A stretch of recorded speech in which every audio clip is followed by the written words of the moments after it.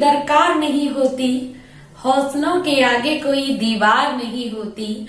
जलते हुए चिराग ने आंधियों से कहा, जलने के लिए कोनों की दरकार नहीं होती। तो आइए शुरू करते हैं अपनी हिंदी क्लास। और इसमें आज हम पढ़ेंगे कृपाराम खिड़िया द्वारा रचित रजिया सोरठा। कृपाराम खिड़िया जिनका एक सेवक था राजिया करके, और उसकी कोई संतान नहीं थी, तो उसने बड़े दुख के साथ एक दिन कृपाराम जी से कहा कि मेरे मरने के बाद कोई भी मेरा नाम लेने वाला नहीं होगा। तो अपने सेवक की इस तरह से बात सुनकर कृपाराम जी ने कहा कि मैं ऐसे सोरठों की रचना करूंगा जिसमें तुम्हें संबोधित करूंगा और तुम अमर हो जाओगे। तो अपने सेवक का इतना ध्यान रखने वाले कृपाराम खिड़िया जी का परिचय हम देखते हैं। आइए। कवि कृपाराम खिड़िया शाखा के चारण थे। कौन सी शाखा के?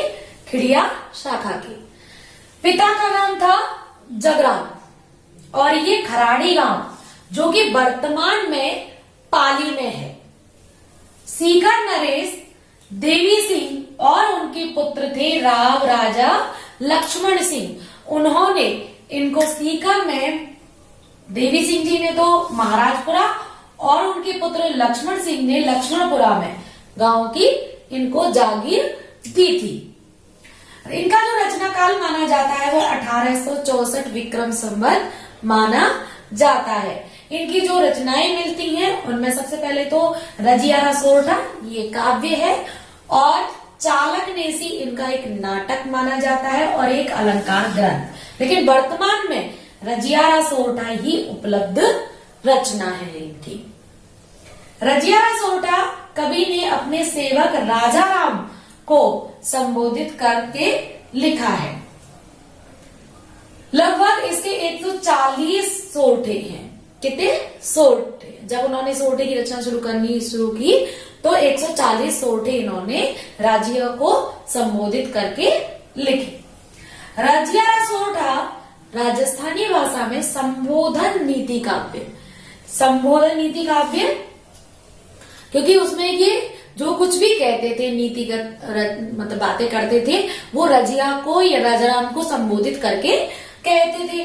तो राजस्थानी भाषा में संबोधन नीति काव्य की प्रथम रचना मानी जाती है।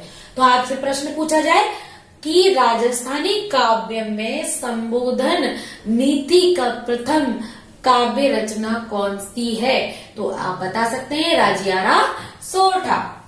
डिंगल भाषा का प्रयोग हुआ था। अब जितने भी रासो काव्य जैसे लिखे गए हैं वो डिंगल भाषा में लिखे गए। अब ये डिंगल क्या है आप समझ लीजिए कि अपभ्रंश में जब राजस्थानी मिल जाती है तो वह डिंगल बन जाती है।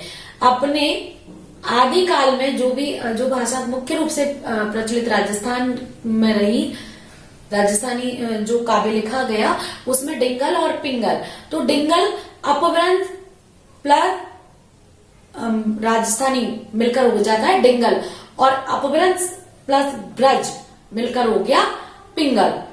तो डिंगल राजस्थानी और अपभ्रंश का मेल था, और भी जैसे रासो काव्य जितने भी लिखे गए उनकी मुख्य भाषा डिंगल भाषा थी।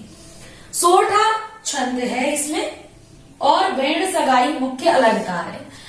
तो वर्ण सगाई अलंकार में क्या होता है कि एक जो पूरा चरण होता है उसमें जो चुने गए शब्द होते हैं उसमें एक ही तरह की वर्णों का प्रयोग करके उनका आपस में मेल करने का प्रयास किया जाता है। वह वर्ण सगाई या वचन सगाई अलंकार होता है। एक पूरे चरण में एक जो शब्द प्रयोग होते हैं उनमें लगभग एक जैसे वर्णों का प्रयोग किया जाता है। और इनकी जो रचना है वह सरल है, सहज है, सरस है, बड़ी ही रसपूर्ण लगती है और सुनने में बड़ी अच्छी लगती है, और प्रसाद गुण युक्तता है। प्रसाद गुण में क्या होता है, जब हम कोई भी चीज पढ़ते हैं सुनते हैं वो सीधे सीधे अर्थ में हमें समझ में आ जाती है। तो इनकी जो रचनाएं है वो सरल, सहज, सरस और प्रसाद गुण युक्त है। तो आइए पढ़ते हैं इनके रजिया सोरठा है। रजिया सोरठा में गुण अवगुण जिण गांव, गुणों और अवगुणों में जिस गांव में सुने न कोई सांवले, सांवले माने आचरण करना, सुने न कोई सांवले, ना कोई सुनता है ना उसके अनुकूल आचरण करता है। अर्थात गुण और अवगुणों में जिस गांव में कोई अंतर ना हो, गुणी और अवगुणी व्यक्ति में कोई अंतर ना हो, या गुण और अवगुणों के अनुकूल उस गांव के व्यक्तियों के आचरण ना हो, उस नगरी विच ना, उस नगरी में निवास करने से रोही माने निर्जन वन, आची राजिया, उस नगरी में निवास करने से तो निर्जन वन ही अच्छा है। कृपया क्रिया क्या करें? गुण अवगुण जिण गांव सुने न कोई सांवले, गुण अवगुणों के में अंतर ना करते हुए या गुणी व्यक्ति को अधिक सम्मान न देते हुए जिस गांव में आचरण होता हो, या गुणी व्यक्ति जहां अधिक सम्मान ना पाता हो, उस गांव से तो निर्जन वन में ही रहना। दूसरा सोरठा देखते हैं। तो इसमें पहले सोरठे में विद्वान या गुणी व्यक्ति को महत्व देने की बात कही गई है। दूसरे में कारज सरे न कोई, कारज माने कार्य, सरे माने पूर्ण नहीं होता, कोई न कोई भी बल पराक्रम और हिम्मत के बिना, बल पराक्रम हिम्मत के बिना, यानी कोई भी कार्य पूरा नहीं होता किसके बिना? बल पराक्रम यानी पराक्रम और हिम्मत के बिना। हलक्यारा की होए, हलक्यारा माने ललकारना,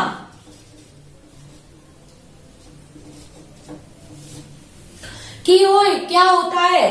रंगा स्याठा राजिया, रंगे हुए सियार को ललकारने से कुछ नहीं होता, क्योंकि वही व्यक्ति श्रेष्ठ होते हैं जिनमें बल, हिम्मत और पराक्रम होता है। रंगा सियार होना मुहावरा भी है, तो इसमें ये मुहावरा भी चरितार्थ हो रहा है। रंगा सियार होना ये उसकी मूल रूप में नहीं होना, या बल पराक्रम हिम्मत का अभाव होना।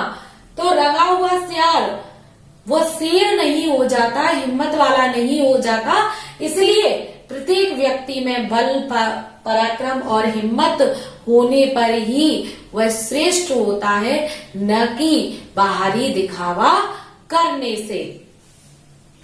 मिठे सिंह बन महा, सिंह मिठे माने मध्य में, सिंह बन महा, किण मिर्गा मृगपति कियो,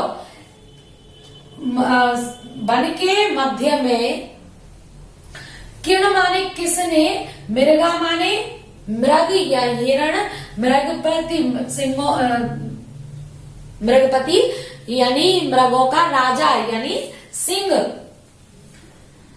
जोरावर अति, जहां जोर यानी बल, पराक्रम, हिम्मत, अति माने अधिक जहां पर है, रहे उर्द गति राजिया, उर्द गति यानी ऊपर की ओर गति या श्रेष्ठ स्थान। तो वन के मध्य में किस हिरण ने मृगपति बनाया? शेर को। शेर को किसने कहा ले भैया आप शेर से कहा कि आप राजा बन जाओ, क्योंकि उसके पराक्रम था, उसके अंदर बल था और उसमें सभी जो पशु पक्षी हैं उन पर शासन करने का बल था, इसीलिए वह जंगल का राजा कहलाता है। कौन? शेर। तो जोरावर अति, जहां जिसमें बल, पराक्रम, बुद्धि, जोर है, बल है, वही उर्द गति यानी ऊपर की ओर गति या श्रेष्ठ स्थान प्राप्त करता है। चौथा है आचा जुद अड़पार, धार खगा सन्मुख दसे। अच्छा माने अच्छा, युद्ध माने युद्ध, अणपार माने आर पार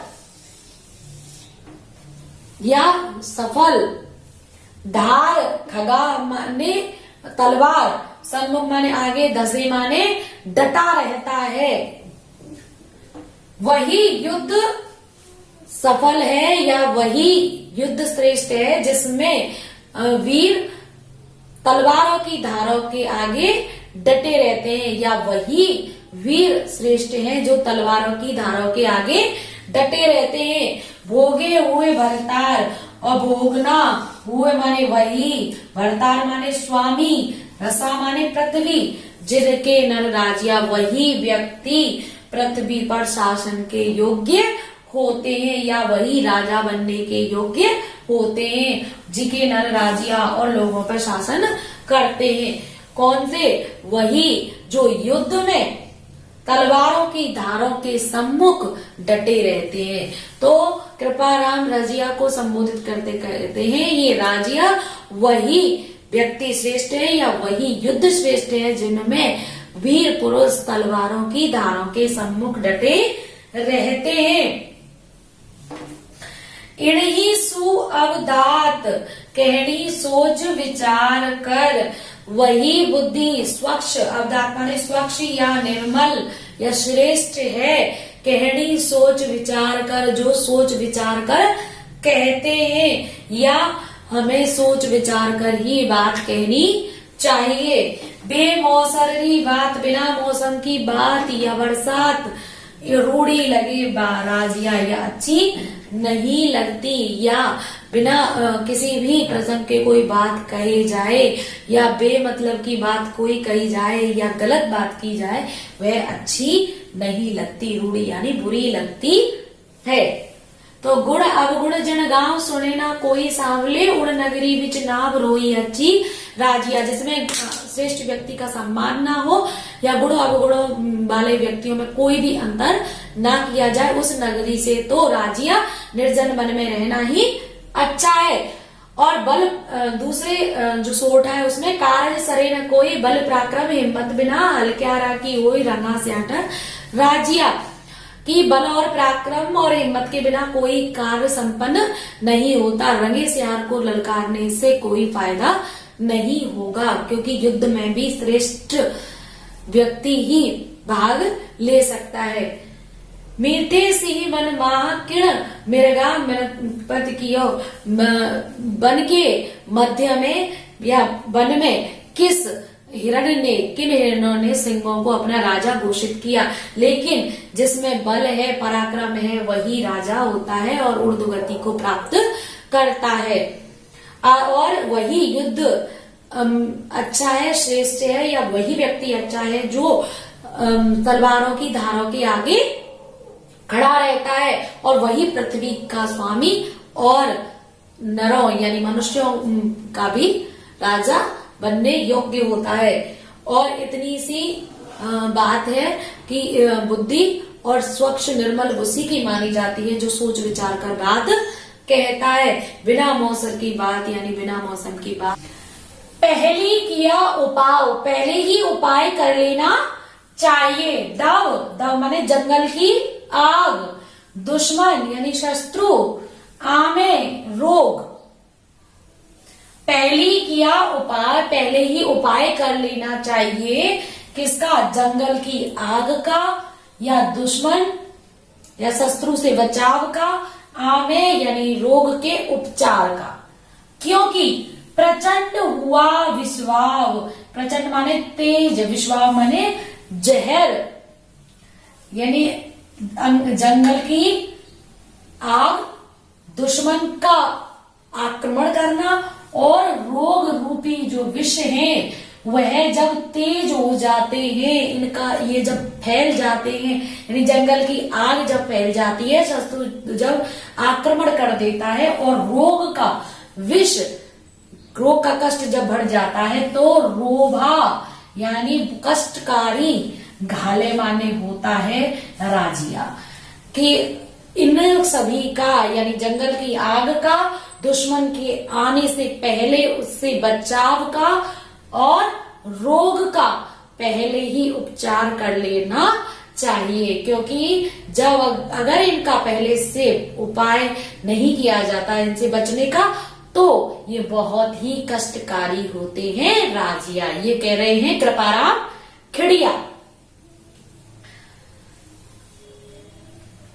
हिम्मत कीमत होए बिना हिम्मत कीमत नहीं। रजिया से कहते हैं कृपाराम जी कि हिम्मत से ही कीमत होती है, और अगर किसी व्यक्ति में हिम्मत नहीं है तो उसकी कोई कीमत नहीं है। अब वो हिम्मत किसी भी चीज की हो सकती है, कोई युद्ध के मैदान में जा रहा है उसकी हो सकती है, या कोई भी आप काम करने जा रहे हैं, या आप कोई भी परीक्षा देने जा रहे हैं, तो मन में उसकी हिम्मत की हाँ हम इसको रातों रात पढ़ेंगे, अपना टाइम टेबल व्यवस्थित करेंगे, ये भी एक तरह से हिम्मत ही है। वो उस समय युद्ध के होते थे तो युद्ध के लिए हो सकता है, और आज के समय में जो हम पढ़ाई करते हैं वो भी एक युद्ध स्तर पर तैयारी होती है, तो उसकी भी हिम्मत।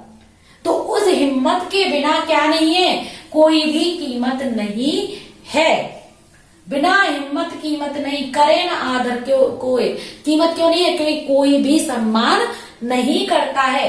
कैसे, जैसे रद्द कागज जो रात दिया, रद्दी कागज को यूं फेंक दिया जाता है। जैसे सुबह सुबह अखबार आता है, सब देखते हैं ना, अब सबसे पहले देखेंगे मेरे लिए, लेकिन जैसे ही शाम होते होते कोई किसी को मतलब नहीं होता। उसी तरह से जिस तरह से रद्दी कागज को फेंक दिया जाता है, उसी तरह से सम्मान आपका नहीं होगा।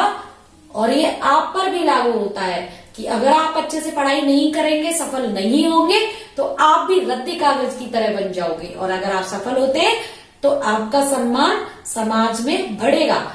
तो हिम्मत कीमत होए बिना हिम्मत कीमत नहीं, करे न आदर कोई रद्द कागज जो राजिया। उपजावे अनुराग कोयल मन हरकत करे। अनुराग यानी प्रेम स्नेह, उपजावे यानी पैदा करता है, कोयल करती है, मन हरकत यानी हर्षित कर देती है, प्रसन्न कर देती है। अब मन में प्रेम स्नेह पैदा करती है, मन को हर्षित कर देती है, प्रसन्न कर देती है। कड़वो लागे काग, लेकिन कौवा काव काव काव करता है तो उसको क्या कहते हैं, चल भाग, भगा देते हैं। तो क्या है, बुरा, कड़वा या मन को अप्रसन्न करता है। रसना रागुण राजिया, और यही जीव का या वाणी का गुण है। हम किसी से अच्छा बोलेंगे, सुंदर शब्दों का प्रयोग करेंगे, विनम्रता के साथ बोलेंगे, लोग हमसे जुड़ेंगे।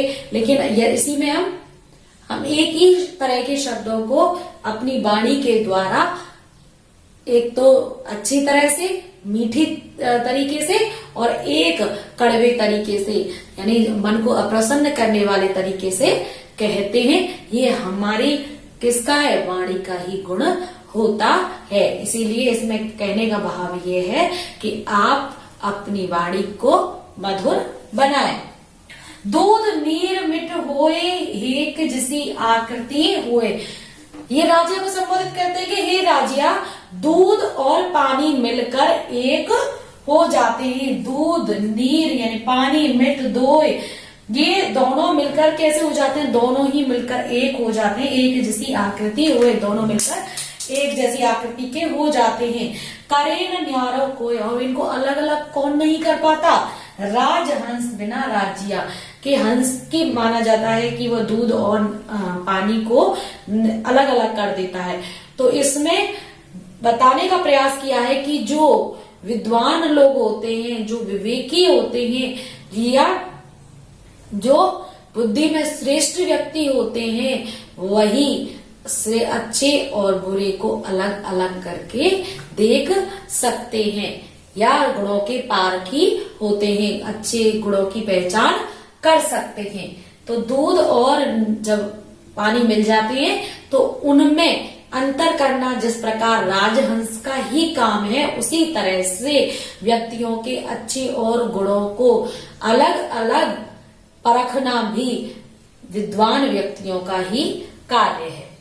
मलियागिरी मजार हर कोई तरड़ चनड़ हुए, संगत के लिए सुधार रूखा ही ने राजिया। मलयगिरी पर क्या होता है?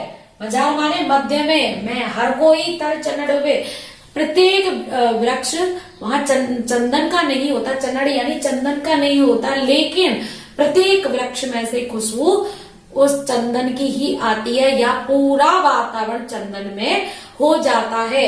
संगत लिए सुधार, और ये किस तरह से हुआ? सारा वातावरण चंदन में या खुशबू में, सुगंध में कैसे हो गया? क्योंकि वो चंदन के आसपास ही होते हैं, और इससे सिद्ध होता है कि संगत से सुधार हो जाता है। रूखा वृक्षों ने ही जब आपस में संगत से सुधार लिया, या चंदन की खुशबू उन अन्य वृक्षों से भी आने लगी, तो मनुष्य को भी अच्छी संगत में रहना चाहिए। और ये आपके लिए भी है कि जब भी आप पढ़ने बैठे तो उन्हीं साथियों के साथ, दोस्तों के साथ, सहेलियों के साथ बैठे जो वास्तव में पढ़ने में अच्छे हैं या अपने लक्ष्य की तरफ केंद्रित है। ऐसे नहीं कि आप पढ़ने बैठे और चलो हम सब पिक्चर देख आए। तो इससे आपको ये जितने भी सोर्टे हैं वो नीतिगत हैं, और वो आज भी वर्तमान समय में भी, वर्तमान परिप्रेक्ष्य में भी लागू होते हैं। तो ये जो हम पढ़ रहे हैं उसे अपने आसपास और अपने स्वयं पर भी लागू करके देखना चाहिए। आगे पाटा पीड़ उपाय। पाटा माने घाव, पीड़ माने पीड़ा, उपाय यानी उपचार, तन माने शरीर, लागा तलवारिया, तलवार से जो घाव लगा है उसका तो उपाय है। वही जीव रा घाव, लेकिन वहीं पर जीव से या वाणी से या शब्दों के माध्यम से हृदय में लगे घाव रतीना बिल्कुल भी नहीं, औखद माने औषधि, कोई भी औषधि नहीं है राजिया। इसे क्या कहते हैं कि जो घाव तलवार से कहते हैं भर जाता है, गहरा घाव जो लगता है गोली से, घाव नहीं भरता वो लेकिन लगा है कड़वी बोली से। तो वही बात इसमें राजिया को संबोधित करके कृपाराम जी कह रहे हैं कि पाटा पीड़ उपाय तन लागा तलवारिया, उस घाव का इलाज है जो तलवार से लगा है, लेकिन राजिया उस घाव का रति यानी बिल्कुल भी कोई उपाय या औषधि, औखद माने औषधि नहीं है जो वाणी के द्वारा, जीव के द्वारा लगा है या शब्दों के माध्यम से लगा है। मूसा ने मंजार हित कर बैठा हे कर। मूसा यानी चूहा, मंजार माने बिल्ली, हित कर उसने अपना हित समझकर कर बैठा है, कर यानी हानि, अहित कर बैठा। सह जाने संसार, सारा संसार जानता है कि रस ना रहसी राजिया। रस यानी मित्रता, यहाँ रस का प्रयोग हुआ है मित्रता के लिए कि इनमें मित्रता नहीं रह सकती, क्योंकि बिल्ली और चूहा दोनों विरोधी स्वभाव के हैं, स्वभावगत पारंपरिक शत्रु है। तो चूहे ने समझा कि बिल्ली उसके लिए हितकारी होगी, वह उसके पास चला गया, लेकिन सारा संसार जानता है कि दोनों में सहजाने संसार, सारा संसार जाता है रस न रहसी यानी उनमें मित्रता नहीं रह सकती। अतः इससे हमें शिक्षा मिलती है कि विरोधी स्वभाव वाले व्यक्तियों से निश्चित दूरी बनाकर रखना चाहिए। खण गुण, खण यानी दुष्ट के लिए भी और भूसे के लिए भी, गुण गुणीवान व्यक्ति या गुण, अणखूताय यानी कोई भी अंतर ना करे, एक भाव कर आदरे। गुण और बुसी में, गुणवान और अवगुणी व्यक्ति में अणखूताय ने बिल्कुल भी अंतर ना करे, एक भाव कर आदरे और एक भाव से आदर करे। ते नगरी होता है, ते नगरी में रहने से रोही यानी निर्जन वन ही आछी राजिया, निर्जन वन ही अच्छा है। गुड़ और भूसे में जिस नगरी में अंतर ना हो, गुणवान और अवगुणी व्यक्ति में जिस नगरी में अंतर ना हो, उस नगरी से तो दूर ही, या उस नगरी से तो निर्जन वन, यहाँ जहाँ कोई आता जाता ना हो वहां पर रहना ही श्रेष्ठ है। इससे शिक्षा मिलती है कि जहां आपके गुणों का सम्मान ना हो वहां से आपको दूर रहना चाहिए। घण घण सावण घाय, नह फूटे पहाड़ निवण। घण माने घना और घन हथियार, सावट यानी सब्बल, घाय नह फूटे पहाड़ निवड़ माने कठोर। घण और सब्बल की चोट भी कठोर पहाड़ को नहीं तोड़ पाती। जड़ कोमल विद जाए, लेकिन जब कोमलता से यानी आसानी से टूट जाता है। जब राय पड़े जद राजिया, यानी जब दरार पड़ जाती है तो बड़ा सा बड़ा पहाड़ भी आसानी से टूट जाता है। ये पारिवारिक जो मतभेद है या दरार है या आपसी मतभेद है, मित्रता के बीच में मतभेद है, तो उनके लिए कहा गया है कि जब दो मित्रों में या दो परिवारों में दरार पड़ जाए या वैचारिक भिन्नता हो जाए तो उसको अलग करना बहुत आसान होता है। यहाँ निर्देश दिया गया है कि किसी भी तरह का मतभेद नहीं आना चाहिए। पय मीठा, पय माने दूध, मीठा कर पाक, मीठा कितना भी मीठा करके पकाया जाए। जो इमरत सींचिए, अमृत से सींचा भी जाए। और कड़वाई आक, लेकिन आक का जो पौधा होता है वह रंच न मुके राजिया, थोड़ा सा भी परिवर्तित नहीं होता या थोड़ा सा भी परिवर्तन मीठा नहीं होता। आक के पौधे के लिए यहाँ मीठे का कि कितना भी दूध में और मीठे में उसको पका लो, अमृत से सींच लो, लेकिन आक की कड़वाई कड़वाहट बिल्कुल कम नहीं होती। उसी तरह से दुर्जन व्यक्ति के साथ कितना भी अच्छा व्यवहार कर लो, उसके हृदय की कड़वाहट है, दुष्टता है, वह कम नहीं होती। अतः ऐसे व्यक्तियों से दूर रहना चाहिए। तो हमने पढ़े अभी रजिया रसोठा और कृपाराम खड़िया द्वारा रचित और राजस्थानी संबोधन काव्य शैली में। अब हम आगे पढ़ेंगे क्षितिज पुस्तक का पाठ जयशंकर प्रसाद। तो बने रहिए एनजे चौधरी के साथ। धन्यवाद।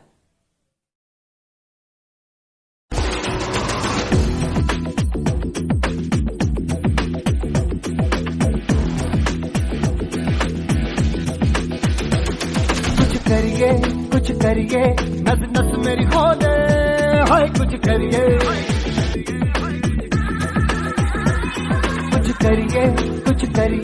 बस बस बड़ा बोले, अब कुछ करिए।